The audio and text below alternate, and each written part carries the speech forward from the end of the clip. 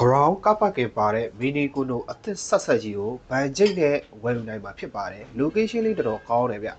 ground ထဲမှာကိုယ်ပိုင်ကပတ်ကင်တစ်စီးစာပါဝင်မယ်နောက်လေဝင်လေးအစားတတ်ရရှိပြီးဓာတ်လေကားကိုရှေ့ရောက်စီတိုက်ဆင်ပေးထားတာကိုတွေ့ရတယ်အဲခန်းကြီးကကြဲဝန်းရှိတယ်အိမ်ဝင်ဝမှာကျောင်းကတက်ဆင်ပေးထားပြီးတအိမ်လုံးကိုပြင်ဆင်ပြီးသားဖြစ်ပါတယ်အဲခန်းကတော်တော်လေးကျယ်ဝန်းတာကိုကျွန်တော်သတိထားမိတယ်ဝရန်တာကိုမှန်လေးကာပေးထားပြီးဒေါင်ကန်းလေးဖြစ်တဲ့အတွက်ဝရန်တာကြည့်ရတဲ့မြင်ကွင်းလေးကလည်းကောင်းတယ်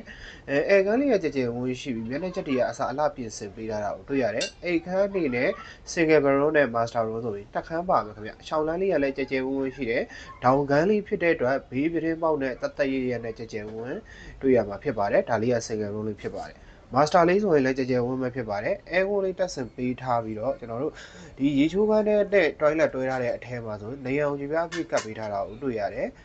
နောက်ဒီမီးဘိုခန်းနဲ့ဒီကံမွန်တောင်းလက်ကိုသွားတဲ့နေရာလေးဖြစ်ပါတယ်ခင်ဗျာကြပြအပြည့်ကပ်ပေးထားတယ်ကျုံတကားနဲ့ရှာဝါတွေပါတက်ဆင်ပေးပြီးသားဖြစ်ပါတယ်မီးဘိုခန်းလေးကလည်းကြဲဝန်းဖြစ်တာကိုတွေ့ရပြီးတော့မီးဘိုခန်းကနေလှမ်းကြည့် view လေးကကျွန်တော်တို့စပယ်ဗီကိုလိုဘာလို့မြင်ရမှာဖြစ်တယ်